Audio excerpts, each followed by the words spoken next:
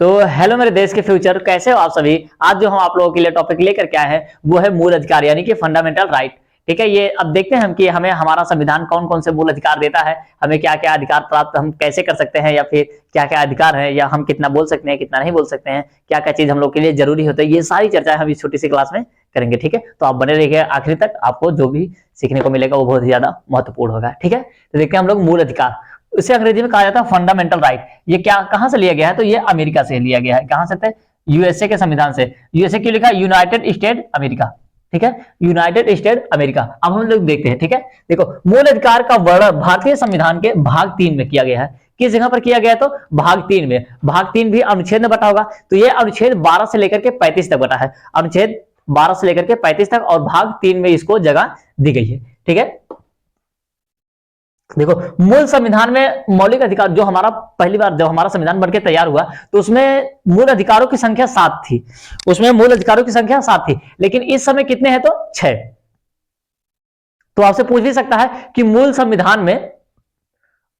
संविधान में अधिकारों की संख्या कितनी थी, यानी कि मौलिक अधिकार की संख्या कितनी थी, तो आप मार के आएंगे 7। लेकिन वर्तमान में संविधान में अधिकारों की संख्या कितनी है? तो 6। ये बात हमेशा याद रखिए। ठीक है ना, फिर हम लोग आगे बढ़ते हैं। देखिए मूल संविधान में क्या करेगा, हम मूल संविधान में मूल अधिकारों की यानी कि मौलिक अधिकारों, मूल मतलब पुराना वाला। ठीक है, मूल अधिकारों की संख्या, मूल अधिकारों की कितने थे? मूल अधिकार कितने थे? तो 7 थे। परंतु वर्तमान में 6 प्रकार के मूल अधिकार हैं। वर्तमान में 6 प्रकार के मूल अधिकार हैं। अभी हम आगे की चर्चा करेंगे कि कौन सा मूल अधिकार नहीं है। देखो पहला जो मूल अधिकार है वो समानता का अधिकार है।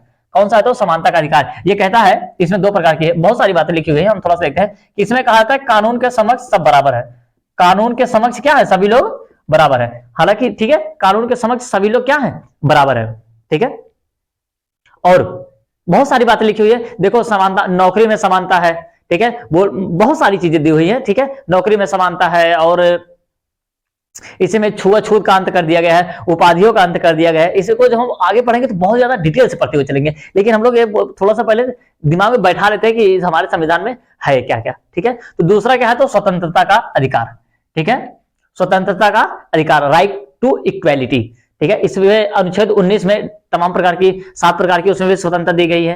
ठीक है, आदमी चारों तरफ घूम सकता है, अपना बिजनेस कहीं पर भी कर सकता है, सभा कर सकता है, संगठन कर सकता है। ठीक है, सारी बातें किसमें की गई हैं? इसमें स्वतंत्रता का अधिकार में। ठीक है, फिर हम लोग का आता है शोषण के विरुद्ध अधिकार। ठीक है, शोषण के विरुद्ध आवाज उठाने के लिए हम लोग को हमारा भारतीय संविधान हमें पूर्ण तरह से अधिकार देता है। ठीक है, शोषण के विरुद्ध अधिकार आप याद रखिएगा। पहला कौन सा है? तो समानता का अधिकार। दूसरा कौन सा था? स्वतंत्रता का अधिकार। तीसरा है तो शोषण के विरुद्ध अधिकार, और फिर चौथा है धार्मिक स्वतंत्रता का अधिकार।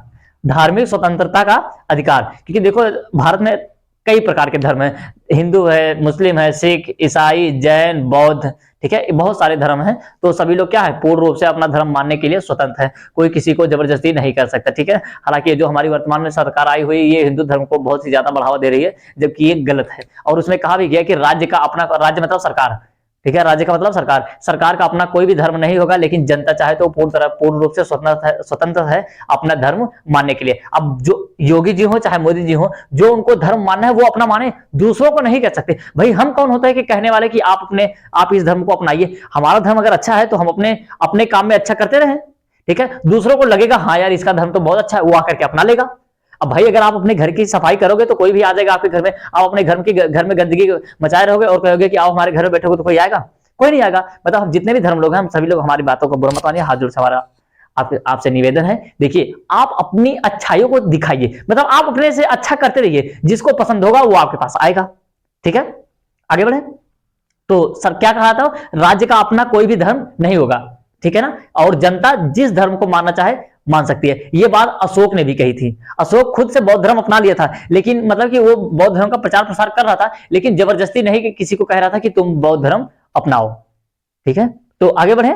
धार्मिक स्वतंत्रता का अधिकार। फिर उसके बाद आता है शिक्षा एवं संस्कृति का अधिकार। कोई जबरदस्ती अपनी संस्कृति किसी पर थोप नहीं सकता है, और शिक्षा सभी लोग को बराबर मिलेगी। वो गया जमाना 1940-45 का, कि जब जो दलित समाज का बच्चा होता था उसे गेट से बाहर बैठाया जाता था, या फिर अगर क्लास के अंदर घुसा तो जमीन में बैठ करके पढ़ेगा, और जो ऊंची कास्ट के लोग रहते थे वो बेंच पर बैठते थे। वो जमाना खत्म हो गया। हमारा संविधान अब शिक्षा का अधिकार एकदम पूरी तरह से बराबर कर दिया है, चाहे वो दलित जात से आता हो, चाहे छोटी जात, चाहे छोटी भी जात से हो, चाहे कितनी बड़ी जात से हो, दोनों लोगों को शिक्षा का बराबर अधिकार। अगर टीचर ऐसी कुछ मूर्खता करेंगे तो क्या होंगे? सीधा जेल चले जाएंगे। ठीक है, तो और आता है छठवां, संपत्ति का अधिकार। देखो संपत्ति का अधिकार को मूल अधिकार से खत्म करके कानूनी अधिकार बना दिया गया है। क्या कर दिया गया है? तो कानूनी अधिकार बना दिया गया है। ठीक है, मूल अधिकार पर्सनली किसी व्यक्ति के लिए लागू होते हैं और मूल अधिकार कभी भी किसी से कोई छीन नहीं सकता। अगर संपत्ति का अधिकार भी मूल अधिकार में था लेकिन सरकार को बहुत ज्यादा परेशानी हो रही थी, तो हमारे देश के एक प्रधानमंत्री बने मोरारजी देसाई। ठीक है, मोरारजी देसाई, ठीक है, नाम उनका था मोरारजी देसाई। उन्होंने संपत्ति के अधिकार को खत्म कर दिया। संपत्ति के अधिकार को खत्म करके खत्म नहीं किया बल्कि ला दिया उसे कानूनी अधिकार में। क्यों खत्म कर, क्यों ऐसा किया? क्योंकि मान लेते हैं कि देखो सरकार कहीं से ट्रेन की पटरी बिछाते हुए जा रही है।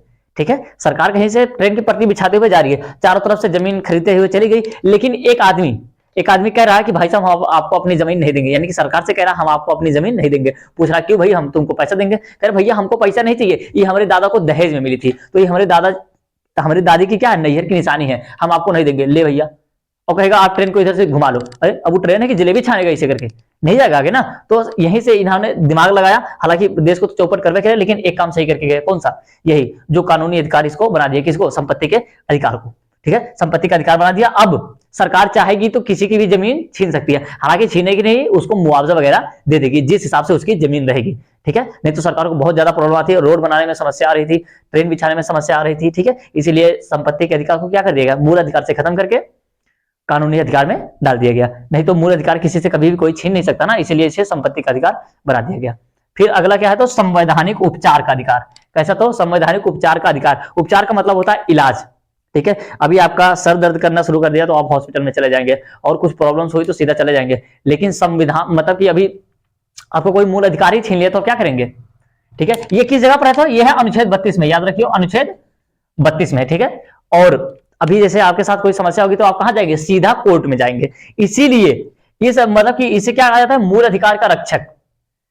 अरे मूल अधिकार का रक्षक कौन होगा? तो सुप्रीम कोर्ट हो गया और हाई कोर्ट। देखिए मूल अधिकार को मूल अधिकार बनाने वाला अधिकार, क्वेश्चन ध्यान से समझिए, मूल अधिकार को मूल अधिकार बनाने वाला अधिकार कौन सा है? तो 32। ठीक है, कौन सा है? तो संवैधानिक उपचार का अधिकार, यानी कि अनुच्छेद 32। इसीलिए इसे संविधान की आत्मा कहा जाता है। याद रखियो क्या कहा जाता है? तो संविधान की आत्मा। इसे डॉक्टर भीमराव अंबेडकर जी ने संविधान की आत्मा कहा था। ठीक है, याद रहेगा संविधान की आत्मा क्या है? तो अनुच्छेद 32 या फिर संवैधानिक उपचार का अधिकार। आप जब कोर्ट में जाएंगे तो कोर्ट वहां से 5 प्रकार की रीट जारी करेगा। अभी रीट हम यहाँ पर नहीं पढ़ेंगे, ठीक है, लेकिन इतना समझ लेते हैं, रीट 5 प्रकार की वो क्या करता है? जारी करता है। जिस हिसाब से आपको समस्या रहेगी उस हिसाब से वो जारी करेगा। तो क्लियर है इतना?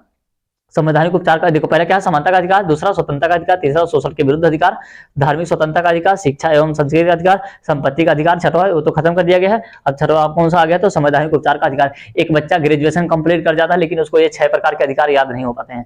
ठीक है, नहीं तो हमारे बगल में एक भाई साहब बैठे हुए हैं, इन्हीं से पूछ लीजिए 6 प्रकार के अधिकार।